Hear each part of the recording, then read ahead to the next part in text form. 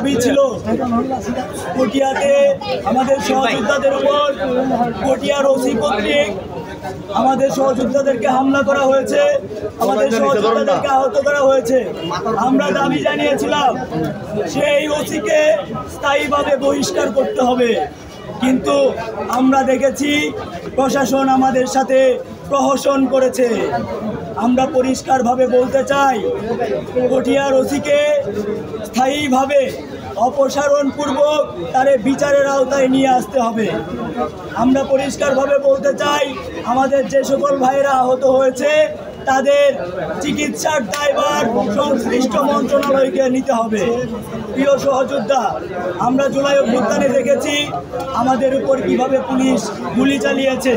আমরা মনে করি অন্তর্বর্তীকালীন সরকারের প্রথম এবং প্রধান কাজ ছিল এই পুলিশকে দৃশ্যমান সংস্কারের মুখোমুখি করা, এবং যারা পুলিশ সদস্যরা আমাদের জুলাই অভ্যুত্থানে গুলি করেছে, হামলার সাথে সংশ্লিষ্ট ছিল, যে পুলিশ সদস্যদের গুলিতে আমাদের মায়েদের বুক খালি হয়েছে, সেই পুলিশ সদস্যদেরকে শাস্তির মুখোমুখি করা।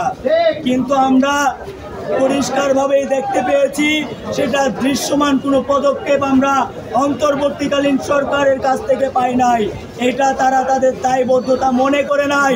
আমরা সেই জায়গা থেকে তাদেরকে ধিক্কার জানাই। আমরা পরিষ্কারভাবে বলতে চাই শুধুমাত্র ওয়ালটন এখন দেশের সীমানা পেরিয়ে পৌঁছে গিয়েছে 50টিরও বেশি দেশে। ওয়ালটন, ঘরে ঘরে বিশ্বজুড়ে। বদলি খেলা করেই পুলিশ সংস্কার সম্ভব নয়। আমরা দেখেছি বিগত 15 বছর যারা হাসিনার আমলে ওসি হয়েছে তারা হাসিনার পাঁচাটা গোলাম ছিল। তাদের বর্তমানে দায়িত্বে থাকার কোনো প্রয়োজনীয়তা আমরা মনে করি না, বরং তাদেরকে বরখাস্ত করে বিচারের মুখোমুখি করতে হবে। প্রিয় উপস্থিতি, আমরা পরিষ্কারভাবে বলতে চাই পুলিশকে মাথা থেকে পা পর্যন্ত পুঙ্খানুপুঙ্খভাবে আমূল সংস্কারের মুখোমুখি করতে হবে, এবং সেটার জন্য দ্রুত সময়ের মধ্যে দৃশ্যমান পদক্ষেপ গ্রহণ করতে হবে।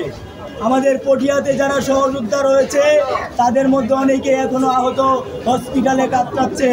আমরা চাই এবং আমরা বিশ্বাস করি এই দেশে আবারও জুলাই নেমে আসবে, বীর চট্টলা আবার ঐক্যবদ্ধ হবে, বাংলাদেশ আবার ঐক্যবদ্ধ হবে। 5 আগস্টের মতো বাংলাদেশের মানুষ আবারও রাজপথে নেমে আসবে।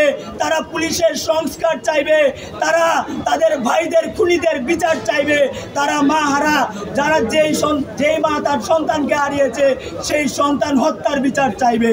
প্রিয় সহযোদ্ধা, আমরা আজকে চট্টলার এই বীর চট্টলার এই ক্যান্টনমেন্ট খ্যাত 16 শহর থেকে পুলিশ সংস্কার আন্দোলনের ঘোষণা করছি।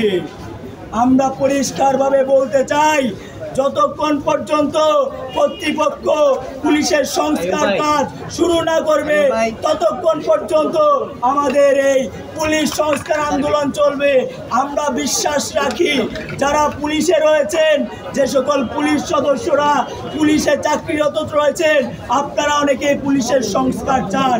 আমরা চাইব আপনারা আমাদের ভাই, আপনারা কাঁধে কাঁধ মিলিয়ে রাজপথে আসবেন। আপনাদের জায়গা থেকে আপনারা আমাদেরকে সংহতি জানাবেন এবং পুলিশের সংস্কার কাজের অগ্রগতির জন্য আপনারা মুখ্য ভূমিকা পালন করবেন। এটা শুধুমাত্র আমাদের দাবি নয়, এটা এদেশের মানুষের দাবি, এটা এদেশের প্রত্যেকটা পুলিশ সদস্যদের দাবি। আমরা সবাই একসাথে থাকব এবং পুলিশের সংস্কার সহ বিপ্লবের বাকি সব কাজ সম্পন্ন করব ইনশাআল্লাহ।